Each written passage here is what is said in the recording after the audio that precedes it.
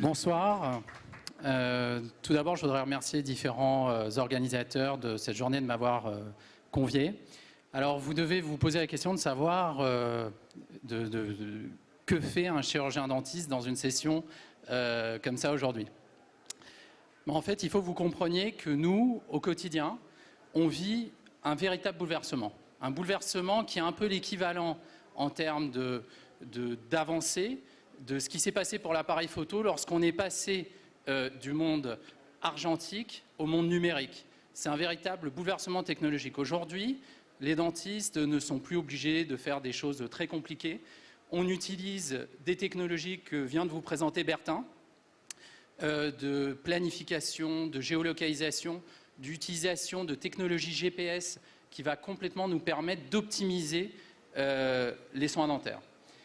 Mais je ne vais pas vous parler vraiment de ça parce qu'il faudrait beaucoup plus de temps dans le temps qui m'est imparti. Par contre, je vais vous parler pourquoi ma passion, à moi, depuis maintenant plus d'une dizaine d'années, c'est le sourire. Alors, il faut remonter quand j'étais étudiant à l'époque sur les bancs de la fac de médecine.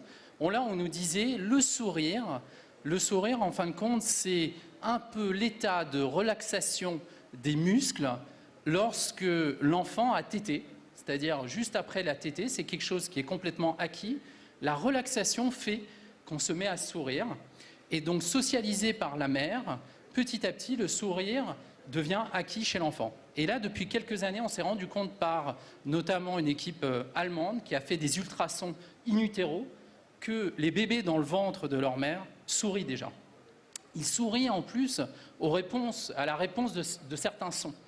Donc ça, c'est assez formidable, c'est-à-dire que le sourire, ce n'est pas quelque chose qui est complètement acquis, mais c'est quelque chose qui est inné. Alors, je ne sais pas si vous êtes déjà posé la question de savoir combien de fois vous souriez par jour. Alors, est-ce que vous savez ça? Je tiens ça de quelqu'un qui s'appelle Ron Gutman, qui a fait énormément d'études et qui sort de Stanford, et toute sa société est basée sur le sourire. Et donc, il dit clairement qu'il y a à peu près dans la population un tiers de la population qui va sourire plus de 20 fois par jour. Donc c'est quand même pas mal. Mais on a quand même 14% de la population qui sourit moins de 5 fois par jour. Et ce chiffre est en augmentation. Donc là, vous avez un peu une idée de savoir qui sourit pas. Mais les professionnels du sourire, en fin de compte, sont les enfants. Les enfants peuvent sourire jusqu'à 400 fois par jour. Alors le sourire, ça provoque dans le cerveau beaucoup de choses, des productions d'hormones de satisfaction qui sont les endorphines. Vous devez sûrement connaître, certains connaissent que le chocolat, par exemple, peut induire la production d'endorphines.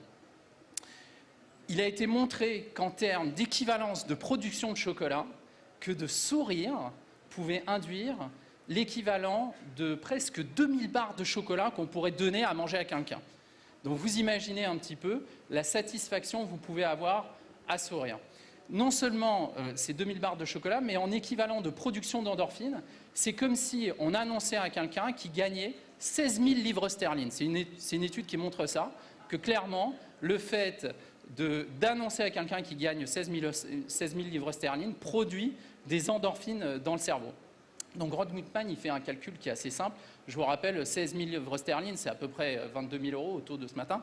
Donc il fait 400 pour les enfants, fois 22 000 €. Vous imaginez un petit peu ces enfants, tout ce qu'ils ressentent par jour. Je crois qu'il y a beaucoup de gens ici qui peuvent imaginer. Et donc, si vous voulez, les enfants sont des grands professionnels du sourire, mais ce qui est important, si vous voulez aussi, c'est de savoir que le sourire, ça se communique. Même si vous ne souriez pas, si moi je souris, ça va induire un cercle vertueux de production d'endorphines qui va vous faire sourire. Il y a une dernière étude qui est importante dont je voulais vous parler aussi, c'est que concrètement, il y a des gens qui ont été étudiés lorsqu'il se passe des entretiens d'embauche. Et figurez-vous que lorsque ces gens sourient, les études sont formelles, ils sont toujours considérés comme plus intelligents, plus compétents et plus brillants. Donc, la messe est un peu dite.